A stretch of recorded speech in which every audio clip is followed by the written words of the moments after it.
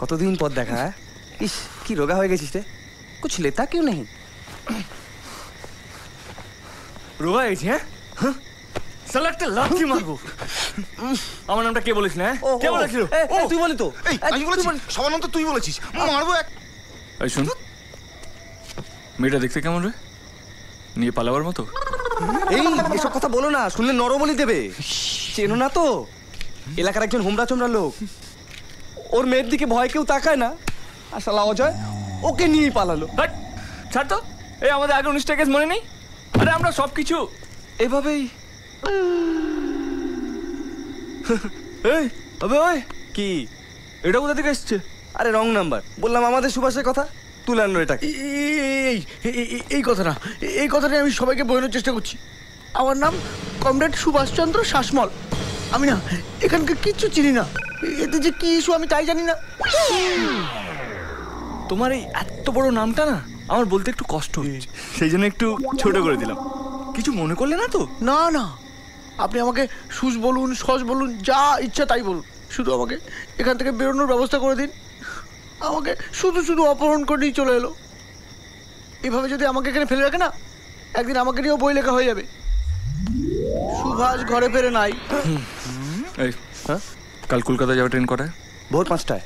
কি করবি বলতো? পালাবো। আরে তোর কি মাথা খারাপ হয়ে গেছে নাকি? ওদের চিনিস, ধরতে পারলেন আমাদের কেটে ফেলে দেবে। সব কটা রেগে বুনো ষাঁড় হয়ে আছে, এইখানে থাকলে গুছিয়ে মেরে ফেলবে। এই তোরা কেউ পালাবি? হ্যাঁ আমি পালাবো। আমি আছি। তাহলে আমি আছি। সকাল 4টে, ওকে? হ্যাঁ আচ্ছা।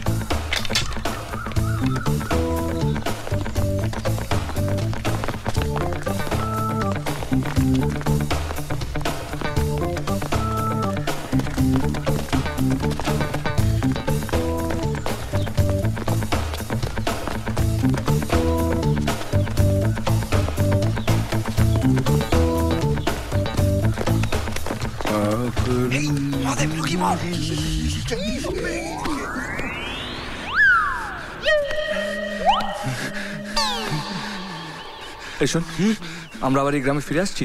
মনে হয় না, এমনিতে আসার কোনো কারণ নেই যদি না জমে থাকে। তাহলে দাঁড়া, আমি একটু মহাদেবের মাথায় জলটা ঢেলে আসি। হ্যাঁ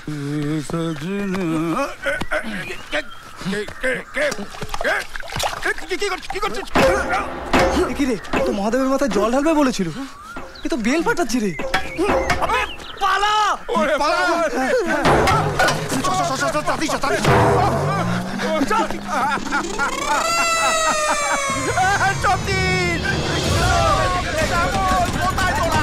ওরা পালিয়ে গেল।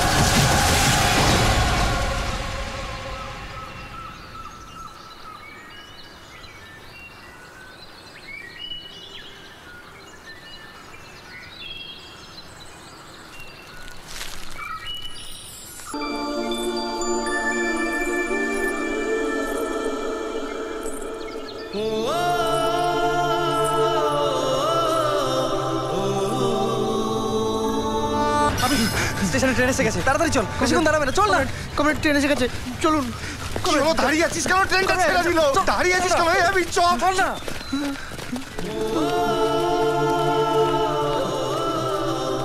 কমরেড, এখন আমাদের কি পজিশন? যাওয়ার কথা নিজের বাড়ি, যেতে হবে জমের বাড়ি। তোর ভাল লাগছে না? কোথায় ভাবলাম যে বাড়িতে একটু বেশি করে ভাত খাবো দুপুরবেলা, তা না। নাও এখানে বসে বসে গুরু চাপ চিবো। আর একটু হলেই ট্রেনটা ধরে ফেলতাম। হ্যাঁ, তারপর তোদের মেয়েকে তোরা খোঁজ। সব তোর জন্য হলো। এই তুই হঠাৎ করে ফুল স্টপ হয়ে গেলি কেন রে? একটা মেয়েকে দেখে যেন স্বপ্নের মতো, ওকে দেখে আমি সব ভুলে গেলাম। এই আবির, এই শোন, দেখ একটা মেয়ে নেই কিন্তু আমরা হিমশিম খাচ্ছি, হ্যাঁ মরতে বসেছি। কে মেয়েটা? জানি না, বোধহয় ভগবান ওর জন্যই আমাকে এই গ্রামে পাঠিয়েছে। ধুৎ! ওই মেয়েটাকে আমায় খুঁজে বের করতেই হবে। শালা তুই নিজেও মরবি, আমাদেরও মারবি। আমি শিওর কর্কট লগ্নে ওর আর অজয়ের সঙ্গে আমার বন্ধুত্ব হয়েছিল। কমরেড, কর্কট লগ্নে বন্ধুত্ব হলে কি হয়? ভোগে যায়। তুমি কি তোমার মাথা কেউ না? হ্যাঁ, তাহলে আমাদের এখন কি পজিশন? আমরা এখন আইসিইউতে আছি। এরপর বাড়ির লোক চিৎকার চেঁচামেচি কান্নাকাটি শুরু করবে আমাদের জন্য।